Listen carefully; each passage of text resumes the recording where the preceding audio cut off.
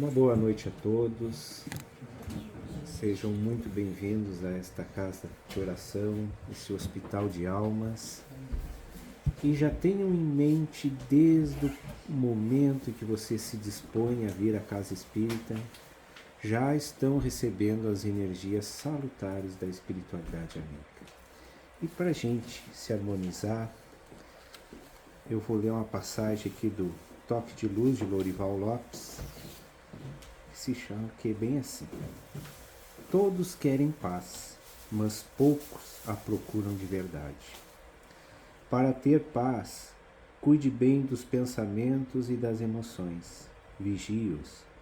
Um descuido, uma invigilância arranha uma paz de muitos dias.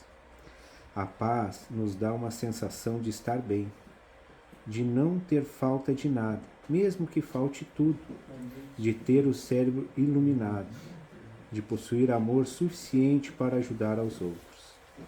A paz nos faz perceber que nossa vida está segura, porque está nas mãos de Deus. Faça crescer a sua paz. A pequena paz de hoje pode ser a grande paz de amanhã. Jesus, Senhor e Mestre, que dirige os movimentos da espiritualização, que se opera no mundo todo, tende vossas vistas voltadas sobre todos os que imploram a vossa assistência. Influi para que os mensageiros de Deus, e com a especialidade a Pleiade que constitui o Espírito de verdade, o Espírito Consolador, oriente-nos no caminho do bem, e nos proporcionem o alívio no sofrimento e consolação nas aflições. Que eles sejam para nós o arrimo, o amparo, e nos defende de todo o mal. Senhor, protegei aqueles que desejarem se iniciar a vossa doutrina e dai-lhe a luz do entendimento para que a boa compreensão da vossa palavra, que a vossa paz seja sobre todos nós. Que assim seja. Bom, e a exposição doutrinária está a cargo da nossa irmã Sônia. Teu mentor te acompanhe. Uma boa palestra, minha irmã. Muito bem. Boa noite a todos. Muita alegria que nós estamos aqui nesta noite para compartilharmos algumas reflexões acerca de um livro que é muito conhecido dentro da doutrina espírita, que é Reforma Íntima Sem Martírio, da irmã Cido Fox. Ele tem como subtítulo As Dores Psicológicas do Crescimento Interior. A reforma íntima é um tema bastante recorrente dentro das exposições doutrinárias, nos grupos de estudo, e é um anseio, né? É aquilo que todos nós buscamos e estamos aqui de uma certa forma para isso, porque esse processo de reformar-se intimamente é o que comumente a gente também conhece como processo de autoconhecimento. E mesmo que seja pauta recorrente, eu acredito que seja importante que a gente traga, vez que outra, reflexões acerca desse tema, porque elas sempre vão nos fortalecer. Cada pessoa que fala sobre esse tema vai trazer um viés, de repente, um pouco diferente do que outra, porque é claro que a gente traz as nossas impressões baseadas num estudo, né? E eu coloquei esse título, Auto-amor e Auto-perdão, porque eu acredito que sejam estes sentimentos a base desse processo. Não existe reforma íntima, não existe um processo de autoconhecimento se não houver auto-amor como base, como alicerce para esse processo acontecer. E o auto-perdão também, porque se somos seres num processo de evolução, numa caminhada, se somos aprendizes da vida, como costuma dizer o Dr. Alírio de Cerqueira Filho, ele usa muito esse termo, aprendizes da vida. O aprendiz naturalmente erra. E por mais bem intencionados e atentos que estejamos na nossa caminhada, nós cometemos erros.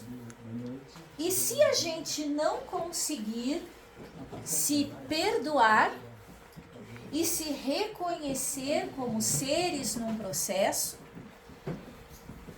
é muito difícil que a gente avance. Então, a gente vai iniciar trazendo o aspecto da angústia da perfeição. Chega um momento da nossa caminhada em que a gente quer muito se tornar um ser melhor. E aí aqui o livro traz, nesse prefácio, uma pergunta do Livro dos Espíritos, a questão 192, que diz assim, o Kardec perguntou, pode alguém, por um proceder impecável na vida atual, transpor todos os degraus da escala do aperfeiçoamento e tornar-se um espírito puro sem passar por outros graus intermediários? E os espíritos respondem, não, pois o que o homem julga perfeito, longe está da perfeição.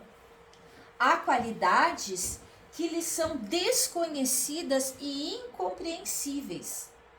Poderá ser tão perfeito quanto o comporte a sua natureza terrena, mas isso não é a perfeição absoluta.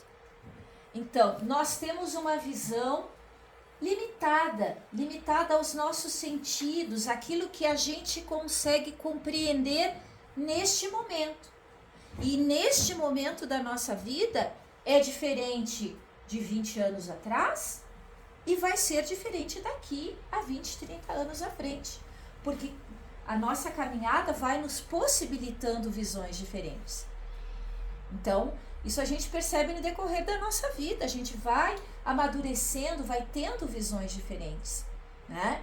Então, por mais que a gente se angustie, por mais que a gente queira aproveitar muito todas as oportunidades que a gente tem, a gente precisa, nesta caminhada, ter calma, ter paciência e fazer o que está possível nesse momento, com todas as ferramentas, com todo o amparo que a gente tem, mas sem essa angústia, porque o mundo lá fora pede muita pressa para tudo.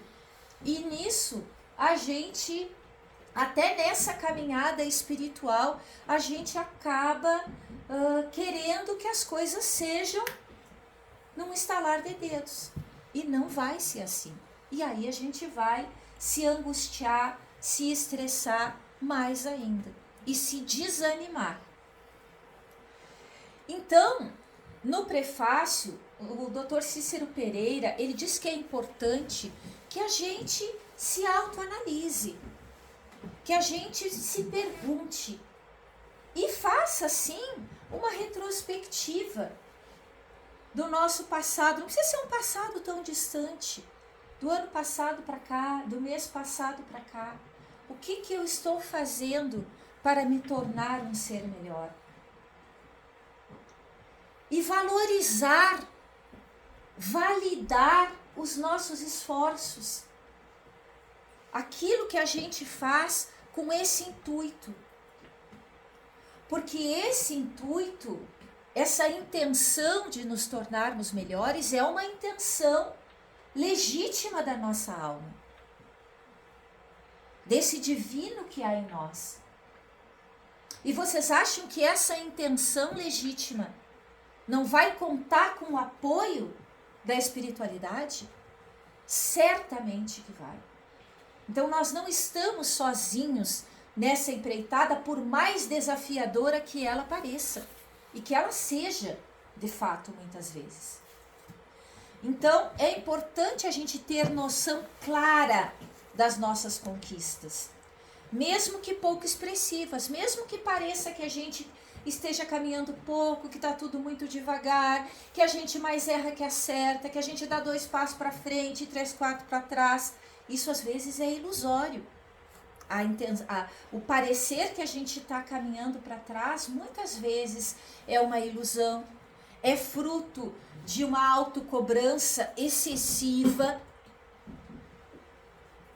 é fruto muitas vezes desse entorno, né, que nos sugere que a gente precisa ser perfeito, que a gente precisa aproveitar todo o tempo e todas as oportunidades, e aí a gente deixa de validar essas conquistas interiores. Não dar valor aos passos conquistados é permitir a expansão dos sentimentos de impotência e menosprezo aos esforços que já temos feito. Então existe uma tendência muito grande a gente focar no erro. E isso é uma tendência, vamos assim dizer, que a gente vem carregando há muito tempo, dos primórdios da nossa existência.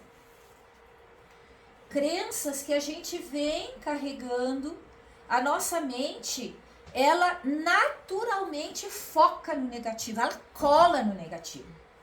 Vai dizer que não é verdade. A gente recebe uma mensagem, uma ligação de alguém, alguma coisa assim que a gente não consegue entender, né? Se um filho liga, por exemplo, e a gente não atende, quando a gente tenta ligar e ele não atende, a gente já fica pensando, o que será que aconteceu? Será que aconteceu alguma coisa? Então a gente sempre vai colar nesse negativo, nessa expectativa de que algo ruim aconteceu ou vai acontecer. Tanto por essa tendência, né, de estarmos conectados a crenças muito arcaicas, como a essa atmosfera de medo que paira no ar, porque o medo é uma energia. Aliás, o medo é uma emoção que todos nós temos naturalmente e que quanto mais a gente alimenta, ela não fica circunscrita ao nosso campo emocional. Ela se espalha. Então existe o meu medo e existe o medo da coletividade. Nós estamos mergulhados nisso tudo. Mas também estamos mergulhados no amor, na paz, tudo está disponível. A gente precisa fazer as conexões com aquelas vibrações que realmente a gente deseja para nós. Então é muito importante a gente observar isso. E, inclusive em processos terapêuticos, mais antigamente era muito comum esse focar no erro e focar nos traumas, para que a partir desse erro, a partir dos traumas, a gente conseguir avançar. E isso pode ser efetivo, desde que a gente utilize esse erro, essa consciência do erro, junto com o auto-perdão, para que a gente não fique colado, ou usando o erro como uma justificativa para a gente permanecer de bracinho cruzado, né? Então, o reconhecimento das nossas limitações são o primeiro passo para a gente se autotransformar. Mas ficar reforçando esses erros ou esses comportamentos, eu sou uma pessoa egoísta, sou uma pessoa orgulhosa, sou uma pessoa vaidosa, que esse reconhecimento sirva para nossa libertação, não para continuarmos aprisionando. E o que a gente observa que está dando mais resultados hoje, e isso é a abordagem que fala a irmã Cido Foulkes, é a abordagem que Joana de Ângeles fala também em muitas das suas obras, e que várias abordagens da psicologia têm trazido, que é, em vez de focar no erro e no trauma, focar nas qualidades opostas que nós temos, latentes e com possibilidades de desenvolvimento. Então, focar no positivo. Claro que isso é uma informação nova, né? É uma informação que a gente precisa ir trazendo, ir criando, para que ela tenha força, tanto quanto, e daqui a pouco mais força, que essa tendência a colar no negativo que a gente ainda carrega. Então, a única postura que nos assegura a mínima certeza de que algo estamos realizando em favor da nossa ascensão espiritual é a continuidade que damos aos projetos de renovação que a gente idealiza. Então, se a gente percebe que aquilo que a gente idealizou como propósito para a nossa vida, a intenção de nos tornarmos umas pessoas melhores, se a gente percebe que a gente está dando continuidade a esse processo, bom, isso é a prova de que a gente está caminhando. E ele continua dizendo, os obstáculos serão incessantes. Sim, a gente está num planeta que está em transição para um mundo de regeneração. Mas muitos de nós temos provas. Alguns ainda expiação. Sim. Então, as dificuldades existirão. Mas elas estão aqui não para nos derrubar, mas sim para ser um desafio, né? Para que a gente possa, através delas, nos transformarmos, tá?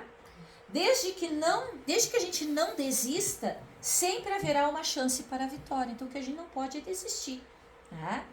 Prossigamos sem expectativas de angelitude que não temos como alcançar agora. O que os espíritos responderam a Kardec. E é interessante a gente perceber que a gente está, a grande maioria de nós, num momento meio que como se fosse um limbo. Então a gente não é mais o que a gente era, mas a gente ainda não é o que a gente quer ser. E de repente a gente não se reconhece. Quem nós somos então? E essa sensação, né, de não reconhecimento, ela pode nos gerar, né, muita instabilidade, né? É uma fase em que a gente está num ajustamento. E isso envolve outras questões também. Não só o nosso processo interno. Vocês já devem ter muito ouvido falar no processo da transição planetária. Essa transição, a transição do planeta é a nossa transição.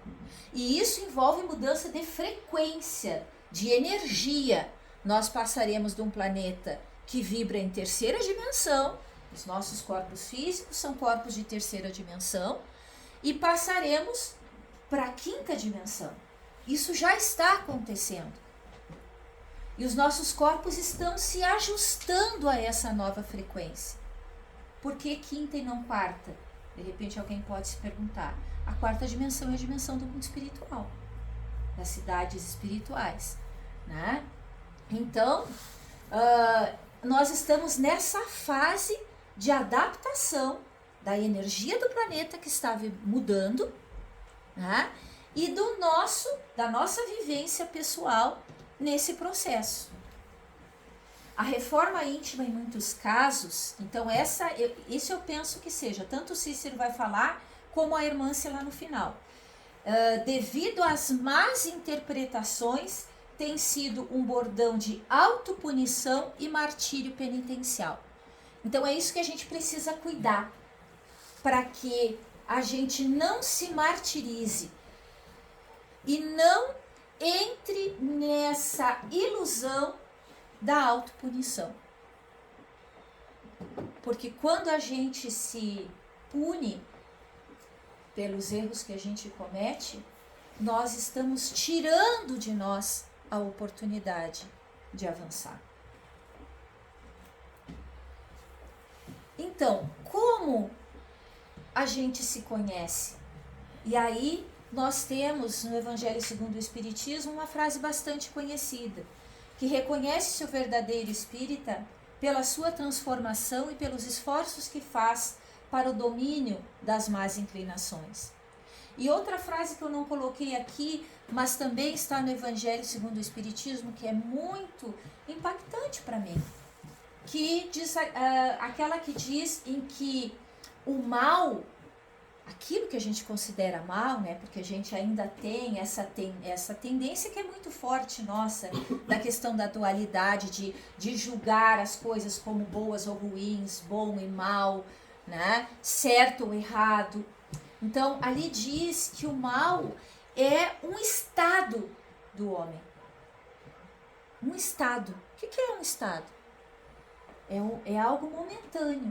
E que a partir do momento em que a gente se trabalha, nós vamos sair desse estado e nos tornaremos seres em que prevaleça o bem. Então, a disposição para o autoconhecimento, ela surge naturalmente pelo nosso processo de amadurecimento e muitas vezes provocada pelo sofrimento, né? Então é aquela velha história, ou vai pelo amor ou vai pela dor, né? A dor não como castigo, não como punição, mas como resultado das nossas escolhas. E agora começa então a irmã Cido Foulkes, ela diz assim: se o cerne da proposta espírita é a melhoria espiritual pela reforma íntima, essa por sua vez tem por objetivo libertar a consciência dos grilhões do ego. Uma batalha entre o ego e a consciência nos rumos da conquista do self definitivo e glorioso. Essas linguagens, né, que tanto a irmã Cido Foulkes fala, como a Joana de Ângeles também, são abordagens da psicologia junguiana, né? O ego não é aquele aspecto do nosso ser que quer nos aniquilar. Não. A Joana de Ângeles, ela faz uma analogia que eu acho muito interessante. Ela compara o ego com o porteiro da nossa consciência. O que o porteiro faz? Ele está lá, né? Isso pode entrar, isso não entra. Isso entra, isso não entra. Então, o ego em si, ele tem uma função muito importante. Função de autoproteção, né? Do jeito que consegue, né? Mas tem essa função. Então, não é brigar com o ego, né? Essa batalha entre ego e self significa que a gente vai ajustando, a gente vai coordenando. Tem uma outra visão também que eu acho bem interessante, que é a coordenação dos nossos corpos. Todos nós sabemos que temos o nosso corpo físico, que é esse aqui da terceira dimensão, que a gente toca, que a gente sente, né? Temos o nosso corpo etérico, que é o nosso corpo de energia, onde estão os nossos chakras. Temos o nosso corpo emocional, temos o nosso corpo mental, inferior e outros mais. Mas vamos falar só desses 4, sendo que o corpo físico junto com o duplo etérico. Quando a gente começa a coordenar esses corpos, a gente, em alinhamento com a nossa alma, a gente sente que começa a entrar em equilíbrio, né? Tem uma analogia também, que eu gosto bastante de usar esses exemplos, porque aproxima da realidade. A gente pode pensar assim, ó, que a nossa personalidade, a minha personalidade aqui, Sônia, tá? Então, a minha personalidade é uma carroça, tá? Essa carroça, ela está sendo puxada por 3 cavalos. Um cavalo é o corpo físico, um cavalo é o corpo emocional e o outro cavalo é o corpo mental. Esse mental que pensa, que raciocina, que fica jogando um monte de pensamento ali, né? E essa carroça, ela está sendo conduzida pelo nosso eu superior. Se a gente permite essa condução, esse alinhamento entre os 3 cavalos vai acontecendo. Se a gente não se conecta com esse eu superior, fica o corpo físico puxando de um lado, as emoções do outro, o mental do outro, e aí fica aquela coisa que sem direção nenhuma, né? Então, nessa ótica, alguns conceitos merecem melhor entendimento. Primeiro, uma construção gradativa de valores, aquilo que já foi falado. A gente não vai passar para uma condição de angelitude em 5 anos, 10 anos, 15, talvez nem em 100. Mas a gente está no caminho, e valorizar esse caminho é o mais importante. Formação do homem de bem. Não se trata de deslocar vícios e colocar virtudes. Mesma coisa, é caminhada. Processo libertador da consciência. Não se trata de vencer o ego, mas conquistá-lo, através do domínio natural da voz divina que ecoa em nossa intimidade. Nossa Senhora. Reforma íntima não deve ser entendida apenas como contenção de impulsos inferiores. Porque se for assim, a gente não vai querer fazer nunca, né? Porque olhar para os nossos, vamos usar uma palavra que talvez não seja mais adequada, mas é fácil de entender. Olhar para os nossos defeitos é bom? Não é, né? Então, por isso que a gente não pode entender como uma contenção. Não é aquela contenção no sentido de aprisionamento. Outro conceito muito usado pela Joana de Ângeles é a questão da sombra, né? A nossa sombra, que é vista como um aspecto do nosso ser que a gente quer longe de nós. E quanto mais longe a gente quer, maior essa sombra fica e mais nos assombra. Por quê? O que compõe esse nosso aspecto sombra? Todas as nossas vivências dessa vida e das outras. Enquanto que se a gente compreender que esse aspecto faz parte, dar o bracinho para a sombra e caminhar com ela, aí o processo é outro. Quem busca o aprimoramento de si tem como primeiro desafio o encontro consigo. Então a gente tem que se olhar. Mas esse olhar tem que ser com os olhos do amor. A ausência de ideias claras sobre nós próprios constitui pesado ônus a ser superado. Então a gente precisa se olhar, se analisar, se conhecer, porque é a partir desse olhar que a gente consegue avançar.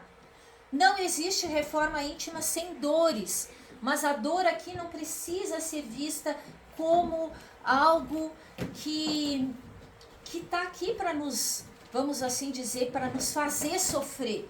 A dor como um processo natural. Por exemplo, a dor do parto, um parto normal. Mãe e a criança que nasce passam pela dor. Para quê? Para que a vida possa surgir fora do útero. É um tipo de dor. Então, é nesse sentido a dor, né?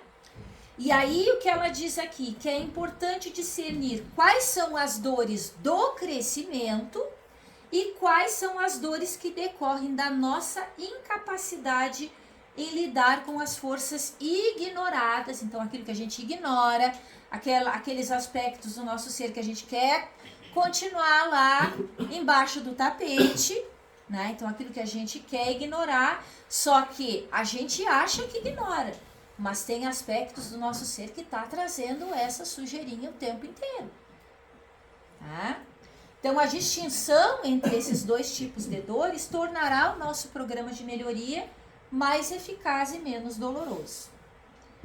Natural é a inquietação por nutrir os objetivos transformadores. Então, ela diz que é natural que a gente anseie por isso. Diante da repetição dos erros, importante não se martirizar. A angústia da melhora é impulso para a promoção. O remédio salutar para amenizá-la é a aceitação incondicional de ti mesmo. Existe meio da gente se aceitar sem se amar e sem se perdoar? Aceitando-te humildemente e fazendo o melhor que podes, terás mais força para a continuidade do projeto. Sem alimentar fantasias de saltos evolutivos, dá um passo atrás do outro.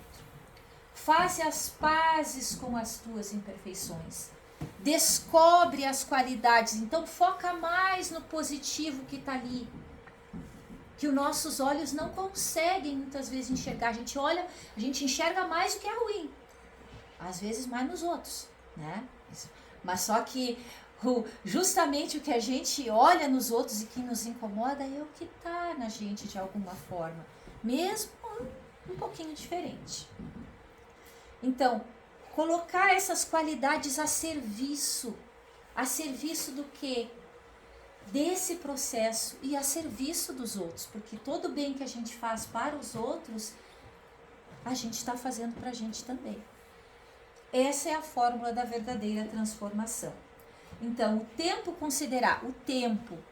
concederá valor e experiência a teus esforços, ajustando teus propósitos aos limites das tuas possibilidades, libertando-te da angústia que provém dos excessos.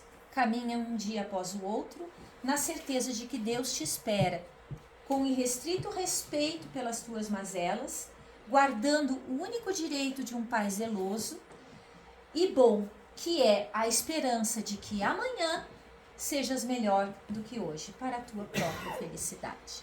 E assim termina Irmãs do Fogo, esse primeiro capítulo. E eu agradeço muito a oportunidade de estar com vocês, de fazermos juntos essas reflexões, que eu espero que, assim como para mim foram muito oportunas, que seja para todos nós. Muito obrigada.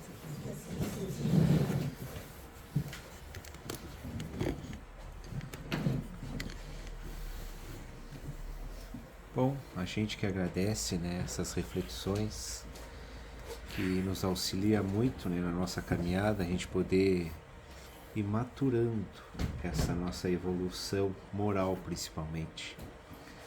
E agora a seguir a gente vai partir para o passe, né? E é uma sugestão, eu sei que cada um tem o seu livre-arbítrio, mas a sugestão é a seguinte: ao continuarmos aqui no salão, a gente se mantém em prece.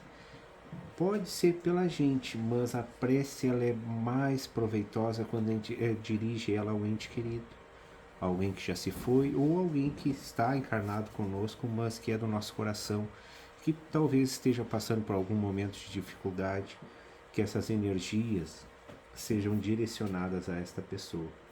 E na sala do passe, a gente pede pela gente, por nós mesmos, que a gente possa ser receptivo ao passe. O passe, ele tem um efeito muito maior a partir do momento que eu me dou a percepção de que eu sou merecedor dessas energias que ali estou para receber.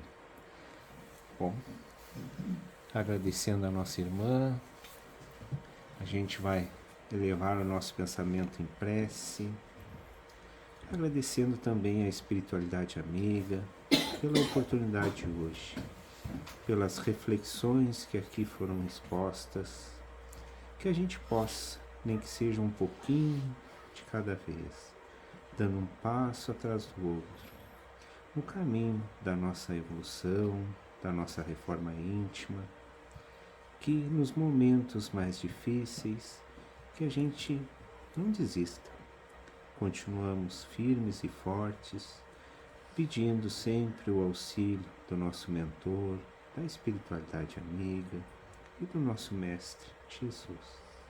Que assim seja.